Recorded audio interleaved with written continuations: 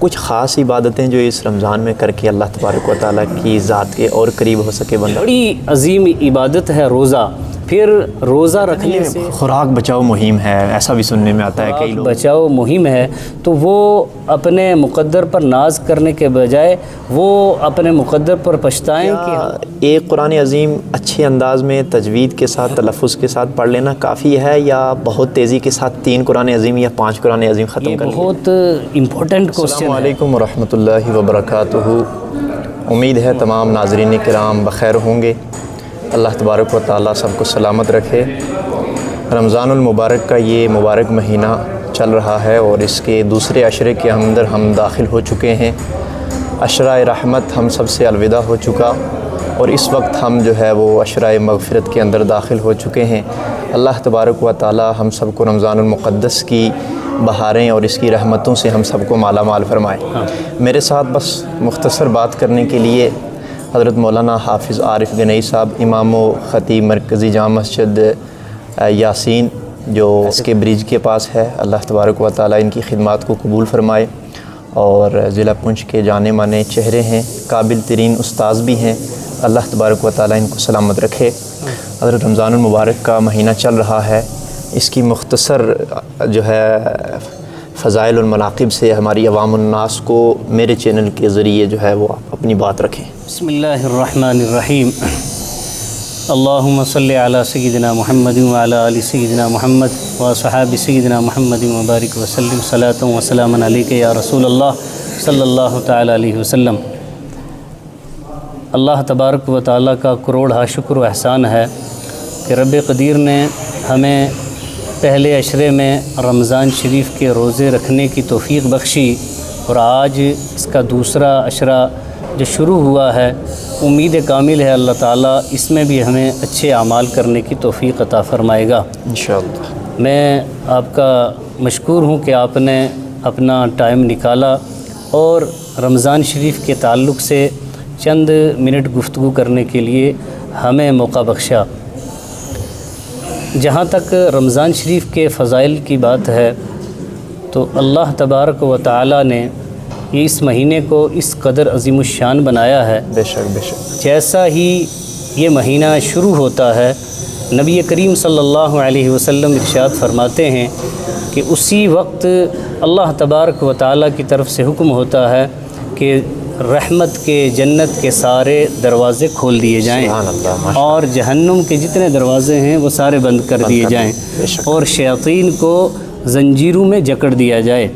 آپ اسی کی ایک عظیم بہار دیکھیں، خالی پنچ میں نہیں، آل ورلڈ کا ہم جب مشاہدہ کرتے ہیں پوری دنیا کے اندر تو الحمدللہ رمضان آتے ہی ہر طرف بہاریں نظر آتی ہیں، مساجد آباد نظر آتی ہیں.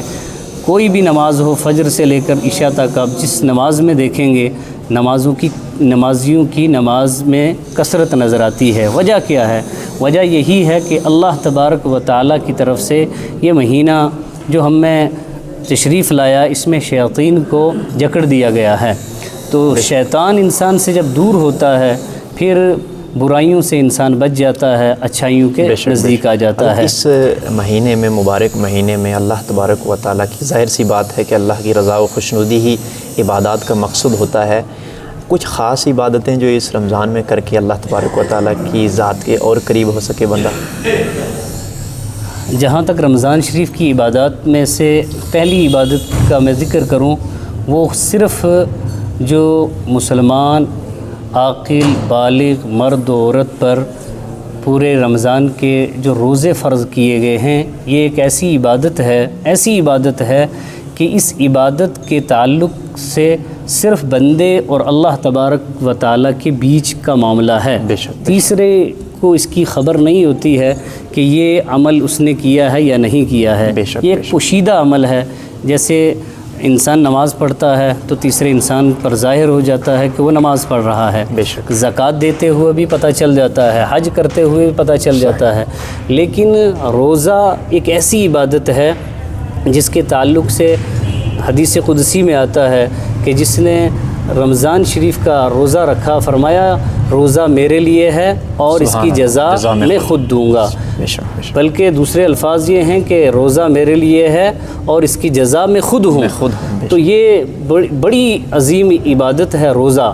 پھر روزہ رکھنے سے اب ہم یہ سوچیں، ہمارے خاص کر نوجوانوں تک میں ایک پیغام پہنچاؤں گا، روزہ رکھنے سے ہمیں پھر فائدہ کیا ہے، بینیفٹ کیا ہے؟ پورا صبح سے شام تک ہم اپنے منہ کو بند رکھیں، اس سے فائدہ کیا ہوگا؟ کہتے ہیں نا یہ خوراک بچاؤ مہم ہے، ایسا بھی سننے میں آتا ہے کئی لوگوں کا، یہ کچھ ایکسپریشن کرتے ہیں کہ وہ ان کے خیالات ہوتے ہیں کہ روزہ یہ جو ہے یہ مہم تو نہیں ہے کوئی خوراک بچاؤ مہم، اس کے مقاصد پر ضرور روشنی ڈالیں۔ اب دیکھیے اس میں قرآن کریم میں اللہ تعالیٰ نے جواب دے دیا، یا ایھا الذین آمنوا کتب علیکم الصیام، اے ایمان والو تم پر روزے فرض کیے گئے، اور اتنا ہی نہیں جیسے تم سے پہلوں پر فرض کیے گئے تھے۔ لاسٹ میں اس آخری آیت کا حصہ جو ہے اس میں اللہ تعالیٰ نے اس کا جواب دے دیا کہ ریزن کیا ہے، سبب کیا ہے، وجہ کیا ہے، کیوں روزے فرض کیے گئے، اس سے کیا ملنے والا ہے۔ اللہ چاہتا ہے لعلکم تتقون، کہ اللہ چاہتا ہے کہ بندہ روزے رکھنے سے متقی بن جائے، پرہیزگار بن جائے، میرا محبوب بن جائے، میری بارگاہ میں آ جائے۔ میں چاہتا ہوں کہ بندہ میرا محبوب ترین بن جائے۔ اب یہ جن کے یہ خیالات ہیں، جن کی یہ سوچ ہے کہ یہ خوراک بچاؤ مہم ہے، تو وہ اپنے مقدر پر ناز کرنے کے بجائے وہ اپنے مقدر پر پچھتائیں کہ ہم اللہ تعالیٰ کے حکم کو جو ہے جھٹکار رہے ہیں اور اس کا انکار کر رہے ہیں۔ دوسری اور اہم چیز یہ ہے، جس طریقے سے آپ دیکھیں یہ ایک پلر ہے مسجد شریف کے، اور یہ مسجد اس پلر کے اوپر کھڑی ہے، اسی طریقے سے اسلام کی بیسک اور بنیادی چیزیں کچھ ہیں، توحید، نماز، روزہ، حج، زکوٰۃ، اسی میں سے ایک پلر کا نام روزہ بھی ہے۔ بے شک۔ تو جب تک روزہ عاقل بالغ نہیں رکھے گا تو وہ پلر کے اوپر مضبوطی کے ساتھ وہ چھت جو ہے قائم نہیں رہے گا۔ اسی طریقے سے روزہ جب نہیں رکھے گا، جیسے ہماری مسجد پلر کے بغیر مضبوط نہیں ہے، اسی طریقے سے مومن کامل جو ہے روزے کے بغیر مومن کامل نہیں بن سکتا ہے۔ اور اس کی ایک عظیم اور عبادت جو ہے رمضان شریف اور قرآن کا ایک گہرا تعلق بھی ہے۔ آپ پوری دنیا میں دیکھیے، قرآن کریم ایک ایسی عظیم کتاب ہے کہ جتنی یہ کتاب رمضان شریف میں پڑھی جاتی ہے، پوری دنیا کی کتابوں میں سے کوئی کتاب ایسی نہیں ہے جو اتنی زیادہ پڑھی جائے۔ اس کی وجہ کیا ہے؟ فرمایا شہر رمضان الذی انزل فیہ القرآن، اللہ تعالیٰ نے اسی مہینے میں قرآن کو نازل کیا، اور پھر جو ایک لفظ پڑھے گا تو اللہ تعالیٰ اس کی ایک لفظ پڑھنے پر رمضان شریف میں 70 اسے نیکیاں عطا فرماتا ہے۔ اس میں ایک ایڈ کرنا چاہوں گا میں سوال، کہ ایک قرآن عظیم اچھے انداز میں تجوید کے ساتھ تلفظ کے ساتھ پڑھ لینا کافی ہے، یا بہت تیزی کے ساتھ 3 قرآن عظیم یا 5 قرآن عظیم ختم کر لیے جائیں؟ یہ بہت امپورٹنٹ کوسچن ہے، وقت کی ضرورت بھی ہے، اور اس سے ہمارے کچھ حضرات جو ہیں بہت بے خبر بھی ہیں۔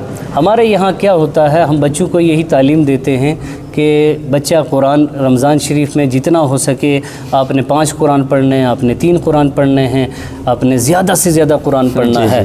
تو یہ اس کے بجائے ساتھ میں ایک چیز اور ایڈ کریں، وہ والدین، وہ ہمارے بزرگ، کہ قرآن کریم کی تو جتنا زیادہ ہو تلاوت کرنی چاہیے۔ امام اعظم ابو حنیفہ رحمۃ اللہ علیہ تو اس رمضان شریف میں 61 مرتبہ قرآن کریم کی تلاوت کیا کرتے تھے۔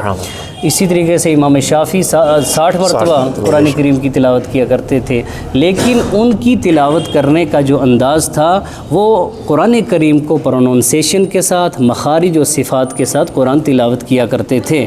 میں پیغام دوں گا 5 قرآن جلدی تیزی کے ساتھ الفاظ کا جو رد و بدل کرنے کے بجائے ایک ہی قرآن پڑھا جائے، ایک مرتبہ، لیکن تجوید کے ساتھ، کیونکہ اللہ تبارک و تعالیٰ نے قرآن میں ہمیں حکم دیا وَرَتِّلِ الْقُرْآنَ تَرْتِیلًا، قرآن کو ترتیل، تجوید، مخارج، پروننسیشن کے ساتھ پڑھنا ہے۔ تو جتنا ہو سکے وہ پڑھے، لیکن اگر پورے رمضان میں ایک ہی قرآن پڑھا جائے تو وہ تجوید کے ساتھ پڑھا جائے۔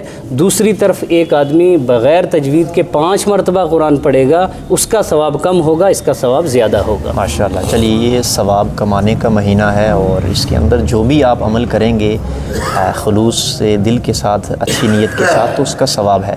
حضرت اس وقت مدارس بھی ہیں، ظاہر سی بات ہے ان میں بھی یتیم بچے، اور ایک یعنی کہ زیادہ نہیں، ایک تعداد ہے بچے پڑھتے ہیں ان کی امداد کے لیے بھی ہمیں اپنی رقومات جو ہے وہ مدارس کے اندر بھیجنا چاہیے. لیکن آل اوور ہمارے مسلمانوں میں بھی ہمارے رشتہ داروں میں بھی کئی ایک لوگ جو ہیں وہ اس طریقے کے ہوتے ہیں کہ وہ اپنی بات رکھنا گوارا نہیں کرتے ہیں، لیکن ان کے حالات دیکھتے ہوئے ہمیں ان کی مدد کرنی چاہیے. تو اس حوالے سے کچھ مدنی پھول دیں کہ لوگوں کی مدد اس مہینے میں خاص طریقے سے کن کن ذرائع سے کی جائے اور کس حد تک کی جائے. قرآن کریم میں اللہ تعالیٰ نے فرمایا وَأَقِيمُوا الصَّلَاةَ وَآتُوا الزَّكَاةَ، نماز پڑھو اور زکوٰۃ ادا کرو. تو نماز تو ہر مسلمان مرد و عورت عاقل بالغ پر فرض ہے. اسی طریقے سے زکوٰۃ کا جو مسئلہ ہے، زکوٰۃ ہر صاحب نصاب پر سال میں ایک مرتبہ فرض ہے، اور وہ صرف رمضان شریف میں فرض نہیں، بلکہ اگر آپ رجب میں آپ کے پاس 1,00,000 روپیہ ہے تو اگلے رجب میں وہ 1,00,000 روپیہ آپ کے پاس ہے، یعنی صاحب نصاب اگلے رجب میں ہے تو رجب ہی میں آپ کو زکوٰۃ ادا کرنی ہے. رمضان شریف میں اس لیے ادا کی جاتی ہے کہ ایک کے بدلے اللہ تعالیٰ 70 نیکیاں عطا فرماتا ہے. ایک نیت لے کر کے ان کی زکوٰۃ بھی ادا ہو جاتی ہے اور نیکیاں بھی کافی تعداد میں مل جاتی ہیں. جہاں تک سوال ہے مدارس کا، بہت ضروری ہے کہ مدارس کا تعاون کیا جائے. یہ آپ ہی کے تعاون سے زکوٰۃ، صدقہ و فطرہ اور یہ سارے جتنے بھی آپ تعاون کرتے ہیں انہی سے یہ مدارس چلتے ہیں. لیکن اس کے ساتھ ساتھ میں جہاں مدارس کو دیکھیں، اس کے ساتھ ساتھ میں بہت ضروری ہے، نہایت ضروری یہ ہے کہ ہم سب سے پہلے اپنی فیملی کو دیکھیں. ہمارے فیملی کے اندر اگر کوئی بیوہ ہے، کوئی یتیم ہے، کوئی مسکین ہے، کوئی اس طریقے کے رشتہ دار ہوتے ہیں جو نہ تو آپ کے سامنے آ کر کے ایک دم اوپن ہاتھ پھیلا سکتے ہیں، وہ اپنے عزت نفس کو محفوظ رکھے ہوئے ہوتے ہیں. تو میں گزارش کروں گا وہ آپ کے سامنے اگر ہاتھ پھیلانا نہیں چاہتے ہیں بالکل تو آپ کو ان کا خیال رکھنا ہے.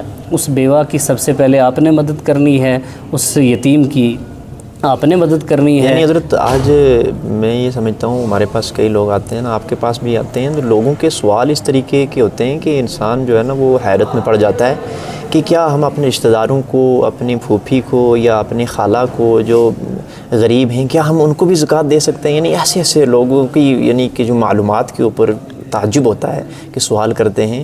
یعنی اس سے پتہ یہ چلتا ہے کہ کہیں نہ کہیں ہم اپنے رشتہ داروں کو جو ہے یہ حقوق العباد بھی ہے ان کو بھول چکے ہیں ان کی معاونت کے اعتبار سے. یعنی اگر کوئی ضرورت ہے، کسی کو معاونت درکار ہے، وہ اپنی عزت نفس کا خیال رکھتے ہوئے وہ کہتا نہیں ہے.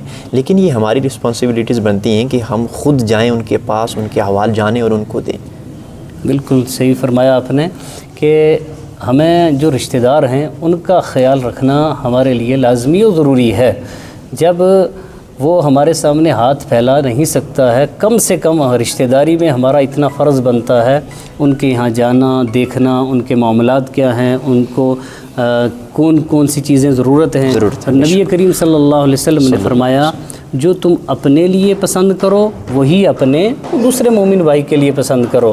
اب اس میں یہ نہیں فرمایا ہے کہ غیر رشتہ داروں کے لیے پسند کرو، بلکہ اپنے رشتہ دار کے لیے بھی وہی پسند کرو اگر اس کو ضرورت ہے. اس کا خیال رکھنا ہم سب کی ذمہ داری ہے. اور زکوٰۃ، اگر زکوٰۃ کا مال وہ اس مستحق ہیں، اس نہج پر آ چکے ہیں، تو چاہے وہ رشتہ دار ہے، غیر رشتہ دار ہے، اس تک آپ زکوٰۃ کا مال پہنچائیں، وہ ضرور انشاءاللہ زکوٰۃ ادا ہوگی. چلیے بہت بہت شکریہ. ہمارے ساتھ موجود تھے ضلع پنچ کے معروف اور مشہور اور اسلامیہ اسکول کے سینئر استاذ حضرت حافظ عارف گنئی صاحب، امام و خطیب یاسین مسجد جو ایس کے برج کے پاس ہے. اللہ تبارک و تعالی حضرت نے ہمارے لیے وقت نکالا، میں مشکور ہوں اور دعا کرتا ہوں کہ اللہ تبارک و تعالی اس کا بہت اجر عظیم عطا فرمائے. اور آپ سے بھی گزارش ہے اپنا خوب خیال رکھیں، رمضان المبارک میں خوب عبادت کریں، قرآن عظیم کی تلاوت کریں، اپنا خیال رکھیں، اپنوں کا خیال رکھیں. بہت شکریہ. السلام علیکم ورحمۃ اللہ وبرکاتہ.